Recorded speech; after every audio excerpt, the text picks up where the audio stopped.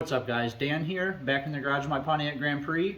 This will be my part 2 of my engine install. If you guys saw part 1, we got the 3800 engine with the transmission bolted in with the mounts. I got the exhaust all tied up and done, and we got the axles with all the suspension and brakes all done. Today's video, I'd like to do a walkthrough on the wiring harness for the supercharged 3800s. Also, I might get some of the coolant lines and hoses down, some of the back ones done, and probably the transmission lines, the cooler lines ran. That's probably all I'll do today. Next video I'll probably do the ignition system, add oil, and be able to do a first start. So yeah, like and subscribe if you guys want to keep up with this car. But today's video is about the wire harness, so we're going to go ahead and show you guys how easy this is. I'll probably just go ahead and do a quick walkthrough. So we go right from the fuse box. Got a wire coming across the whole engine. It splits off a couple ways. I would start right here. So it's got a whole wire that splits off. This is where it would connect back to the main wire harness here. And everything on these have different connections, so everything will only connect where it actually goes. So you have this wire harness that splits off here. It goes right to your ignition coils. This will plug into the bottom of your ignition coil, which sits here, your pack, and it screws into the bottom here. We're also going to try to route that wire underneath this engine mount here. Try to keep all these wires out of the way. So after that, this wire goes down. We got a ground wire right here. It's bolted to that ground wire right there, you guys can see. So make sure you guys get that ground wire. Then it continues down a little bit, and you got 2 more connections underneath the car. So one of those wires is going to come to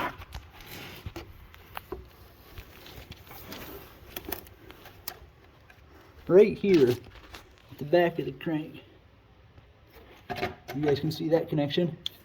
Then you also have one, if you're coming up, you have one more. It's a little bit tricky. See if the camera can get it. It's right up there. You want to get that connection as well. Guys, so after that connection, you want to come back to the top here.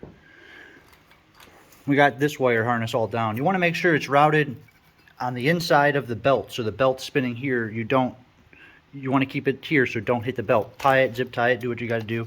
It's got some clips, kind of push it back. So back to the top here. Obviously I don't have the supercharger on right now, just to make it kind of easy walkthrough, and the alternator is just sitting here for demonstration. So continuing on, we have these 3 connections here, and they actually are all the same. These are your fuel injectors, and we have 3 more in the back. And there's these little plugs, and so to get these you have to push this little green tab up, and that allows you to push this in. And so you have to just, and then turn it sideways, and they just clip right, these 3, into each fuel injector.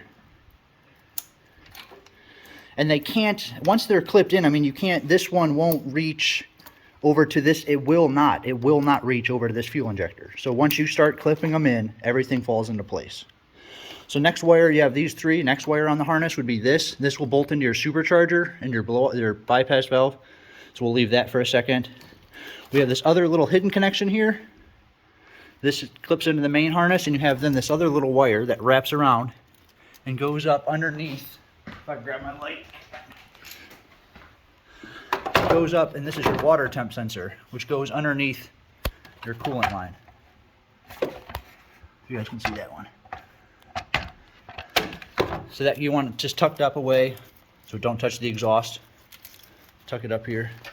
The next big connection we have here would be your throttle body, which connects to the supercharger, so we can kind of leave that off. And then the harness kind of splits off a couple ways.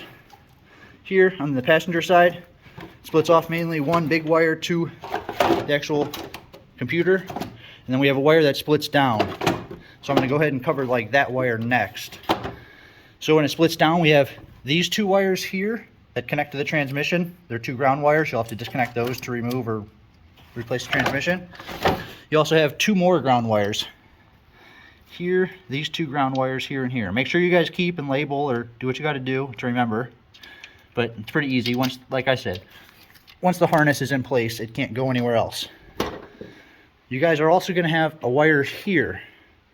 It's a 3-prong wire, and it plugs in right here to your air conditioner condenser, which I do not have on the car any longer. So if you have that in this place sitting down there, you'll plug it into this connector here.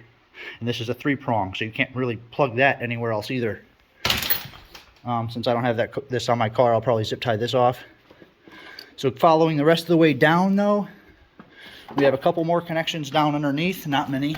It's pretty simple. Stay with me down. So now we're under the car here. We have this starter. After those ground wires on the transmission that I showed you, we have this starter here. And the back of the starter has 2 big wires here and here on this peg, and 1 really small wire on the smaller peg. So make sure you know which wires go to the starter. After that, come down, and we have your oil level sensor on the oil pan. Again, that can only clip in right there. Coming up above the starter, we have one peg connection here. Right up, the starter's here, up and to the left on the front of the engine is your knock sensor, your KR sensor. Just one. There's one here on the front of the block, and there's one on the back of the block, which I'll show you later. The only other connection you have down underneath here would be this 2-prong wire, which plugs in to your air conditioner, which I have a bypass here. And so it would plug in, if you have your air conditioner in your car, this 2-prong wire will plug in to the front of the air conditioner right here. Okay guys, so next we can go back to the top of the car. The only other wire, there's one more wire, but it just goes to the wheel hub on this side, which you probably don't even need to disconnect if you're pulling the engine. So we're back up at the top of the engine. Now splitting off here, we would have this big connection here, which is obviously the transmission, goes right into the transmission. You see there's an arrow on this plug, and that just plugs in right into the top. You squeeze the sides to pull it out. Continuing on, this wire will then continue on, and we have a little connection here, which you have to remember to connect, which goes to the power steering, the whole rack and pinion back there. I want to route this again so it's not touching the exhaust and it's just routed back there. Continuing up, we have this other wire harness off to the side here. This will be your mass airflow sensor. I can show you guys that when I put the supercharger on, so just remember that. We have this line here that's coming off to the side. That goes to your brake booster right here, which is actually just out of the way. Ooh, dropped the light. Knew that shit was gonna happen. So we have the brake booster, which goes there. So this wire here just plugs into the brake booster over here once I bolt it into place. So continuing on. Now this part of the belt of the wire usually goes over the supercharger on the stock form. I'm going to try to stuff it down underneath the snout and the throttle body. Hopefully get it out of the way. I'm not sure if it'll reach all the way over the top now that I have an intercooler core on. But anyway, so continuing on, we have your EGR here. We have this, which plugs into the supercharger vacuum port. We're coming around to the back. We have another sensors here. This plugs into the back of the supercharger and reads your vacuum pressure. So you want to know this goes this way, and this one plugs in on this side, because on the supercharged cars we have 2 of them. So don't get them confused. This one can't reach once this thing sits here and the supercharger's in place. This plug can't reach anyone else. So you know that one goes there. So continuing on.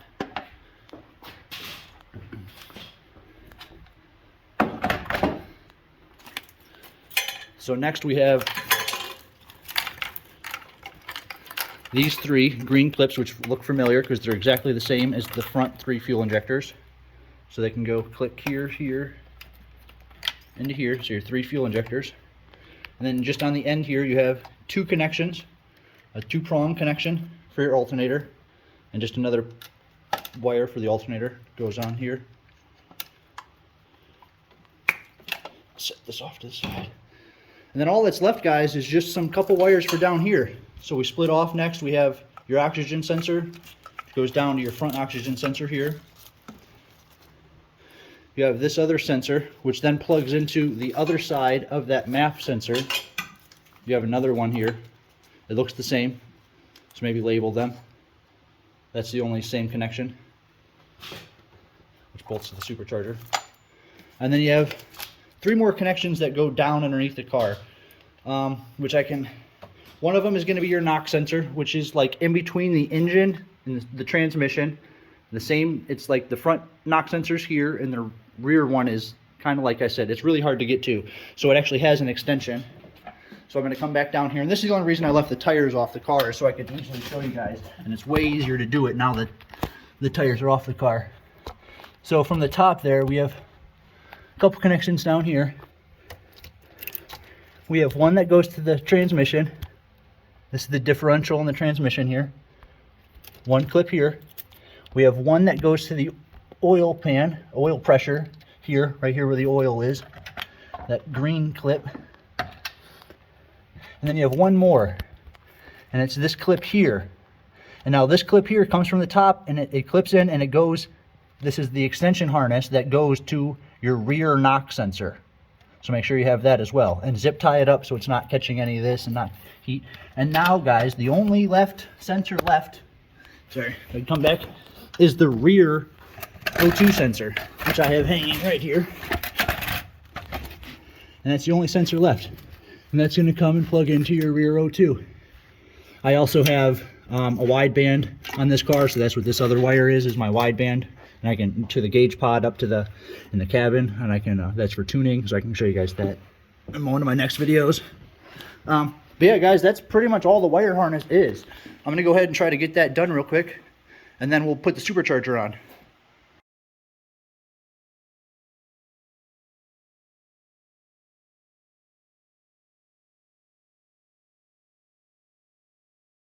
Okay, so I got all the wire harness done. I'm starting to run most of the cooler lines. I have them in there. I need to go tomorrow and buy some new hose clamps for everywhere. All these connections will need new hose clamps. So I'll go ahead and do that. Some other notable connections I guess I should mention. These cooler lines, obviously you have to connect these. 2 10mm bolts. They just come off, kind of pop in there. And then yeah, like I said, I got the belt all done. I have a video on my channel of the belt, the alternator, everything installed if you guys need to see that. Yeah, some other, we got, I guess, the cooler lines. I didn't do this one yet because I was actually saving it. So if you guys don't know, these are the transmission cooler lines, and they have a little lip on them. So when you install them, they clip in, and you have these special little hook, like little clips that pinch in around them, and it's like a pressure fitting that then stop you from being able to pull it back out. And so you have 2 of those lines on the radiator. This is the old stock radiator, the upper and the lower, and then they go into the transmission on the bottom. So we got those lines done, and the only other connection I guess I should mention here would be the shifter linkage. So you have this bracket here, and it's got these 2 bolts here. So that would be these 2 bolts here that mounts it in place. And then you have the shifter here. It's got this little ball on the top, and if you're in park, you want this all the way forward, and that little ball is going to sit inside this little cup here on the shifter linkage, and it just kind of hard to do one-handed, and just sits up in there, clips in. It's really that easy. So yeah, like I said, I'm gonna probably turn the camera off and tighten all these down, tighten down the supercharger, get all the rest of these. I'll probably try to get some of these wires hidden really well, nice and out of the way, pushed back, nice and cleaned up look. Like I said, I don't want to bore you guys too much. I know this video is kind of going long already. Hopefully I didn't bore you. Hopefully you guys learned a little something, got a little something out of it. Thanks for watching. And like I said, my next video, we'll do the ignition system. Be able to put some oil in it and do a first start, which will pretty much end this whole series I have, and it'll start, I guess, a whole new series. I'll probably have to show you guys how to use HP tuners if you guys are interested in that, because I have changed the gear ratio in the transmission and a couple other modifications, so I will need to retune the car. I have done that in the past. I have a laptop and the ability, so I might make a bunch of videos on how to do that once we actually get the car started. So if that's something you guys are interested in watching, like and subscribe. Thanks, guys. Stay tuned for the next video.